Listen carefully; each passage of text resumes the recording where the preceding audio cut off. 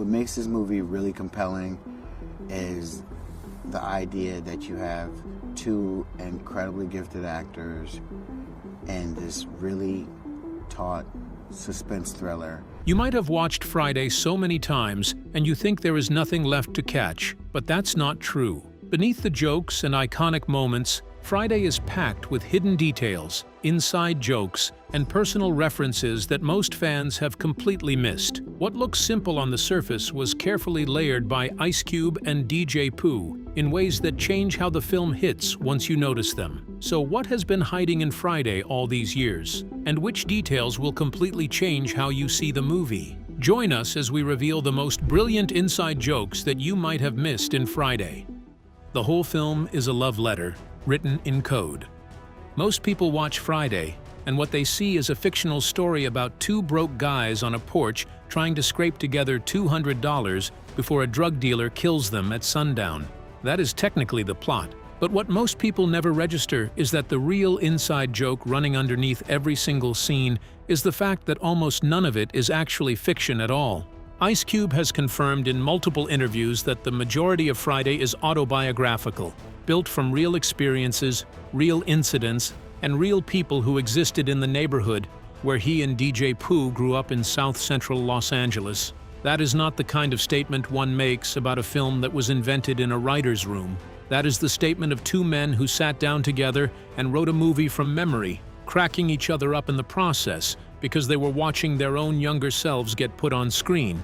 The character of Smokey, the lovable, irresponsible, perpetually broke drug dealer who smokes his own product and then spends the whole film desperately trying to figure out how to explain this to the most dangerous man on the block, is directly based on DJ Pooh's own time selling drugs as a young man. DJ Pooh was not constructing a fictional archetype when he wrote Smokey's scenes. He was reconstructing his own experience with the name changed and the laugh track added. That is why Smokey feels like someone you have met before, because in the world Pooh came from, he was someone you probably have met before. Craig getting fired on his day off, the specific injustice that kicks the entire film into motion and that Craig cannot stop being furious about, came directly from something that happened to Ice Cube's own cousin. His cousin was working as a delivery driver for United Parcel Service and got fired for allegedly stealing boxes on a day when he was probably not even at the workplace to steal anything. Every supporting character in the film carries the same autobiographical DNA. Big Worm is based on a real person from the neighborhood. Niggas are broke these days. I don't think you applying yourself, Smokey. Huh? Debo is based on a real person from the neighborhood. Izal, the habitual liar. Mrs. Parker, the pastor who wants to share the joint rather than condemn it. These are all drawn from real observation, real memory, and real South Central community life that Ice Cube and DJ Pooh had spent years inside before they ever thought about making a film out of it. The inside joke is this. Hollywood had been making movies about South Central Los Angeles for years before Friday, and almost all of them were making movies about a place they had studied from the outside. Boys in the Hood was made by a director from South Central, but even that film took the tragedy of the neighborhood as its primary subject. Friday was made by two people who grew up there and decided to make a movie about the daily comedy of the same place, the jokes you tell when you are trying to survive, the laughter that exists right next to the violence, and the human warmth of a block where everybody knows everything about everybody. The inside joke of the entire film is that two men from the neighborhood made the first truly funny movie about it, and did so by basically writing down what they remembered. The neighborhood itself understood the joke before anyone else did. And if the autobiographical foundation is the biggest hidden layer, what Ice Cube did with the specific clothes on Craig's back in the opening scene is one of the most deliberate and specific hidden messages the film contains, aimed directly at every person who had seen a different movie he was in years earlier. The outfit that was a secret conversation with another film. The very first thing you see when Craig Jones wakes up and stumbles out of bed in the opening minutes of Friday is his outfit, before any dialogue, before any story, before the film has technically started. He is already wearing something that was not chosen at random or pulled from a costume rack by a wardrobe assistant on the morning of the shoot. The specific combination Craig is wearing, the cut-off khaki shorts, the dark green shirt, the white socks, and the dark slippers is the exact same outfit that Ice Cube's character Doughboy was wearing at the end of Boys in the Hood in 1991. Black ass supposed to be learning something. Can't learn shit talking no stupid ass bitch. Not a similar outfit, not an approximate match. The same clothes, worn by the same man, 4 years after the first film ended, walking into a completely different story. For audiences who caught this, the inside joke was immediate and devastating in the best possible way. Boys in the Hood ended at one of the lowest emotional points in the history of hood cinema, with Doughboy watching his brother get buried and then delivering a monologue about the way black men in these neighborhoods keep disappearing while the rest of the world watches the news and forgets about it by the next morning. John Singleton made that ending land as heavily as possible, and it worked. The film was nominated for the Academy Awards. It was praised universally, and the image of Ice Cube in that specific outfit, in that specific moment, carrying that specific weight, was burned into the memory of everyone who saw it. And then Ice Cube took those same clothes and walked into a scene where the first significant event of the morning is an argument with his sister over the television remote, followed by a conversation with his mother about using the bathroom before his father does, followed by his best friend showing up with weed and bad ideas. The joke is not at the expense of Boys in the Hood. The joke is an argument made through wardrobe choices about what else was always true in the same neighborhood that, alongside the tragedy, was daily life, daily comedy, daily absurdity, and daily human connection that none of the serious films had made room for. The clothes say what no single line of dialogue could have said as efficiently. Craig Jones is not Doughboy. The street is the same. The pressures are the same. The world is just as real. But there is another way to tell the truth about this place, and this film is going to spend the next 90 minutes demonstrating exactly what that looks like when two people who grew up there are the ones holding the camera. Most casual viewers have watched Craig roll out of bed in that outfit hundreds of times across decades of rewatches, without once connecting it to the specific film it referenced, because nobody told them to look for it. But for the people who caught it in 1995, the people who had seen Boys in the Hood in theaters and still carried the weight of that ending, seeing those same clothes in the opening seconds of Friday was like a handshake from people who understood the same things you understood.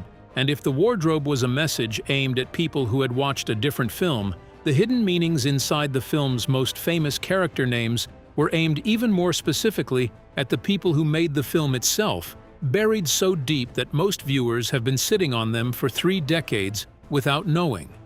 The names hiding in plain sight. Not every inside joke in Friday requires fans to have seen another film to get it. Some of them were hidden in plain sight for the people who knew exactly where to look, and one of the most specific is the one woven into the name of the main character himself, Craig Douglas Jones. On the surface, a perfectly ordinary name, nothing unusual about it, and nothing that signals any hidden meaning to an audience that has never been told to look for any. But the initials CDJ are a deliberate, partially obscured reference that ties the character's identity directly back to the two people who created him. DJ Pooh's identity as a DJ is present in the D and the J, and Ice Cube's initials are inverted and folded into the same structure. The main character of the film carries the fingerprints of both his creators inside his name, which is the kind of thing writers do when they want to sign their work in a language only they will immediately recognize. The character of Smokey carries a similar layer of hidden personality that goes deeper than most viewers ever register. When DJ Pooh was told by New Line Cinema that he could not play Smokey himself because the studio wanted someone with more established comedic credentials, the search for a performer to carry the role became one of the most important creative decisions in the film's production. Chris Rock and Tommy Davidson were both seriously considered before Ice Cube, and Pooh discovered Chris Tucker through Def Comedy Jam, which is the specific performance tradition that they had written Smokey's entire comedic personality around before Tucker was ever in the conversation. That is the inside joke inside the casting. Smokey was written to sound like a Def Comedy Jam performance. Rapid, improvised, escalating, absolutely committed to its own internal logic, and grounded in a specific tradition of Black American stand-up comedy that audiences who knew Def Comedy Jam would recognize immediately, even without being told they were watching a tribute to it. And Tucker, who had built his entire early reputation through Def Comedy Jam, was cast because he already was the thing they had written Smokey to be. He was not asked to perform a character. He was asked to show up as himself and let the script give that version of himself a name and a situation. Chris Tucker's first audition did not go well enough to secure the role, but actress Angela Means stepped in and invited him to a workshop session over dinner at her home, where she helped him settle into the character alongside Faison Love. Means described the result by saying that by the time the spaghetti was gone, Chris was Smokey. The man became the character over a shared meal. That is how close the match between Chris's natural performance style and the character they had written for him actually was. Close enough that a dinner table and a bowl of pasta were all that separated the audition failure from one of the most memorable comedic performances in 90s film. The inside joke running through the names, the casting, and the character construction is that everything in Friday that feels spontaneous and accidental was actually deeply intentional, built by two people who knew exactly what they were doing and chose to do it in a way that looked like they were making it up as they went. And if the character construction was more intentional than it appears, the location where all of it was filmed carries an inside joke that the neighborhood itself has been sitting on for 30 years without anyone from outside ever fully clocking what it means. The street that was always the real star. The most important decision made in the production of Friday, more important than the casting, the budget negotiations, and even more important than any single creative choice about the script, was the decision about where to film it. And what makes that decision an inside joke is that for director F. Gary Gray, it was never actually a decision at all. There was only one place in the world where Friday could happen, and it was the place that had already happened to him. The entire film was shot on 126th Street between Normandy and Halldale Avenue in South Central Los Angeles. Not a location that a scout found on a map after searching for something that matched the script's requirements, but the actual street where F. Gary Gray grew up as a child. The houses used for the majority of the key scenes belonged to people he had known since before he was old enough to hold a camera. The porch that Craig and Smokey spend the film sitting on is a real porch belonging to real people who agreed to let a film crew take it over for 20 days because they knew the man asking. That choice created something that no production budget could have bought on a studio backlot, because the texture of the neighborhood in Friday is inseparable from the comedy of the film. The reason those porch scenes feel like you are sitting there with Craig and Smokey rather than watching them through a screen is that the porch is genuinely real. Man, they both got in the car and bonked out. You lying. I swear to God, we was rolling. On a genuinely real street, in a neighborhood that was operating as a living and breathing community all the way around the edges of every take. The sounds coming from surrounding houses are not sound design added in post-production. The cars driving past in the background are not picture cars rented for the shoot. The whole thing is real in a way that the production team barely had to work to achieve, because Gray had the instinct to go back to the street that made him and trust that it would do exactly the same thing for the film it was being made from. The street was also, at the time of production, genuinely active gang territory, a detail most documentaries about the film briefly mention and move past, but which is central to understanding why the production worked the way it did. Gray had not just grown up on that street, he had grown up navigating the social geography of that street in a way that only people who spent their formative years in those kinds of neighborhoods fully understand. His relationships with the people on that block and his understanding of how to be present there with a camera without creating the kind of friction that would have made filming impossible were not professional skills he had developed as a director. They were personal skills he had developed as a child. And then there is the inside joke that most viewers have watched dozens of times without ever fully registering what they are looking at. In the flashback sequence where Smokey is sitting in the lowrider with Hector and a friend, two men are clearly visible sitting on a block wall in the background of the shot. The production team tried everything available to them to move those men, offered money, offered roles as paid extras, offered anything they could think of. And the two men, who were residents of that block and understood perfectly well that no film crew had any authority over what they did on their own street, simply sat there and declined every offer until the camera rolled and the scene was filmed with them in it. They are in the theatrical cut.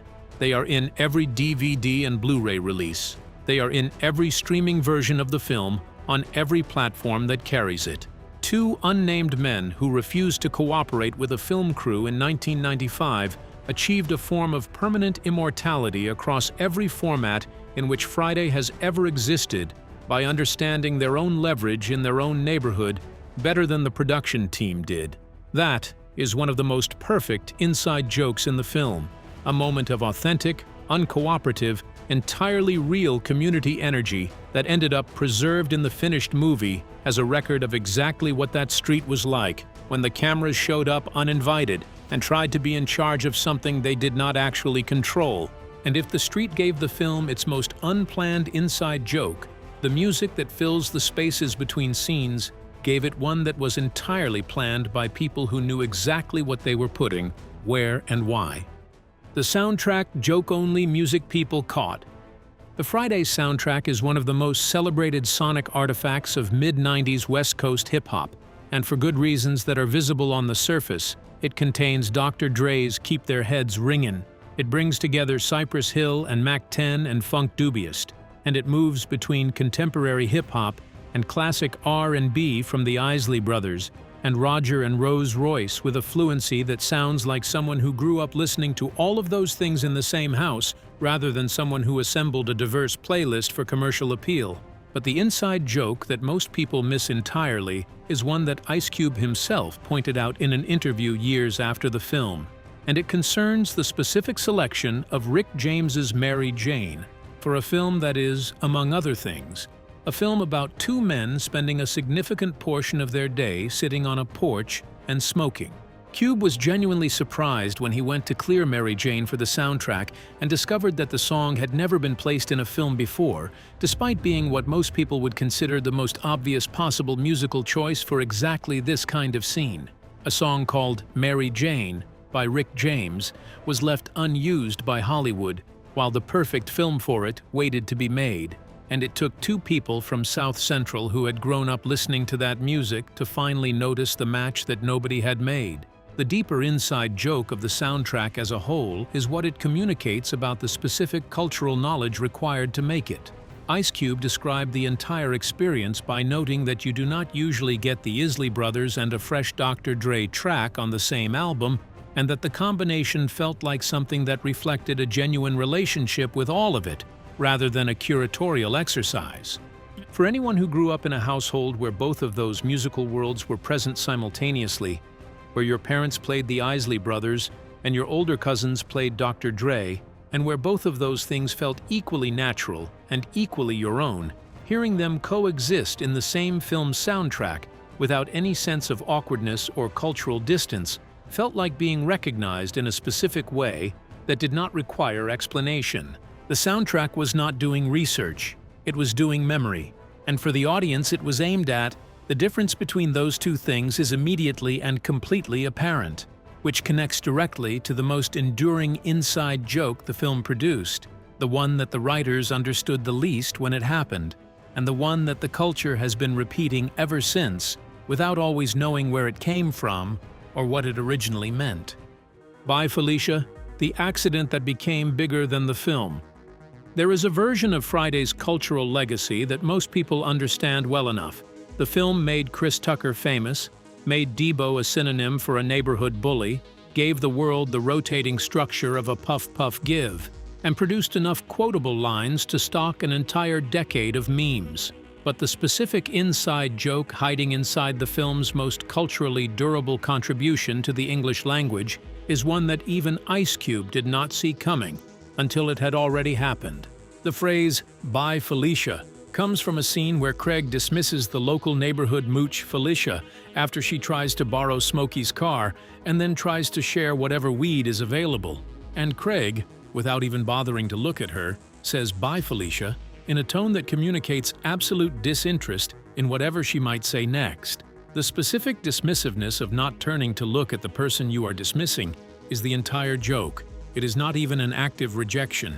It is the absence of sufficient interest to produce one. Craig does not tell her to leave.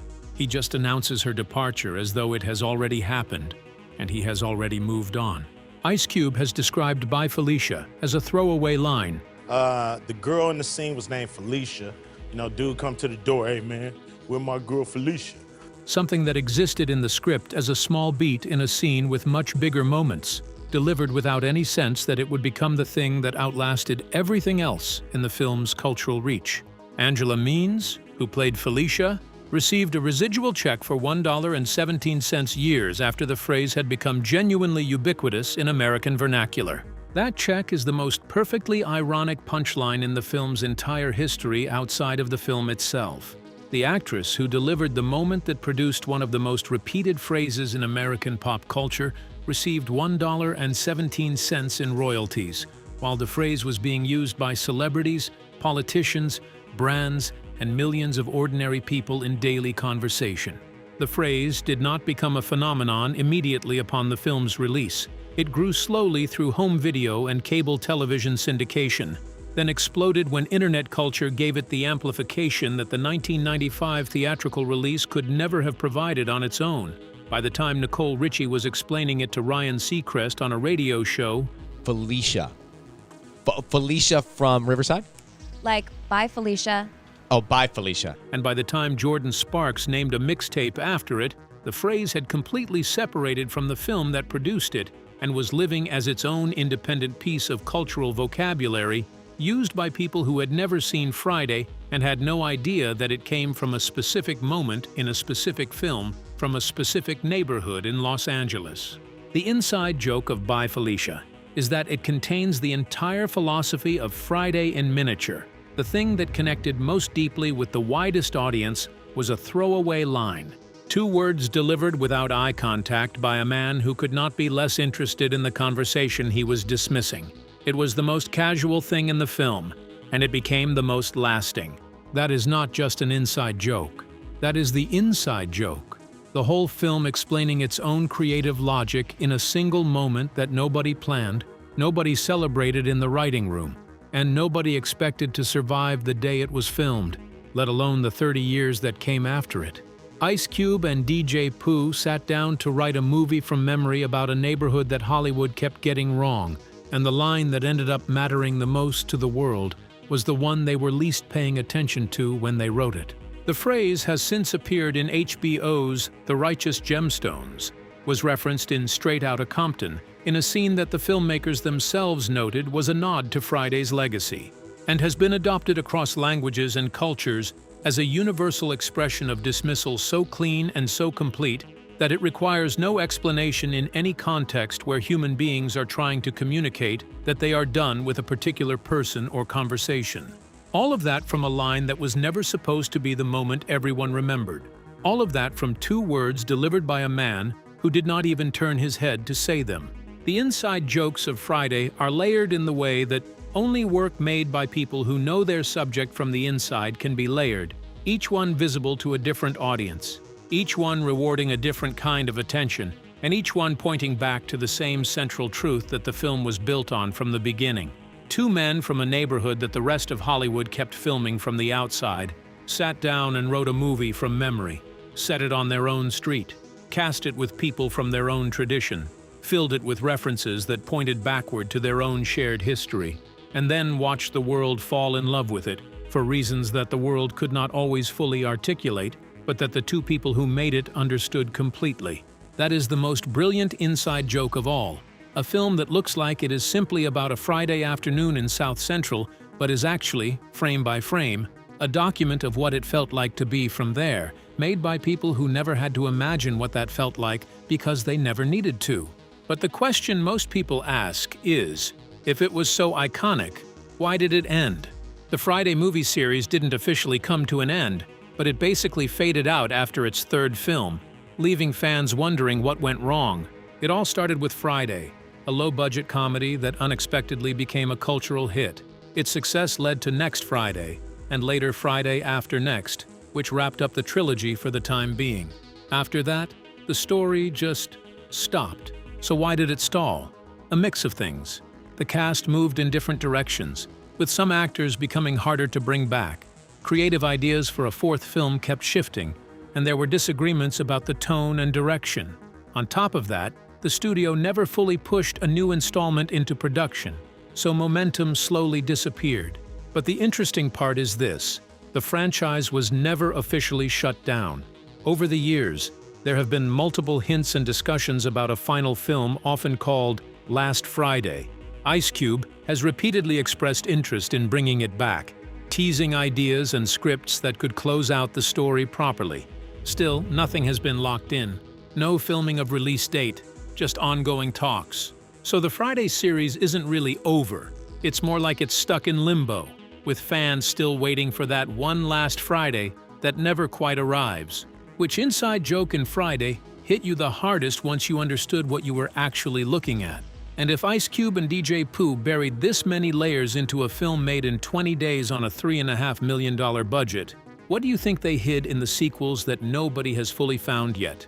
Share your thoughts with us in the comment section. Remember to like, share, and subscribe for more. Also, click the next video showing on your screen. You will enjoy it.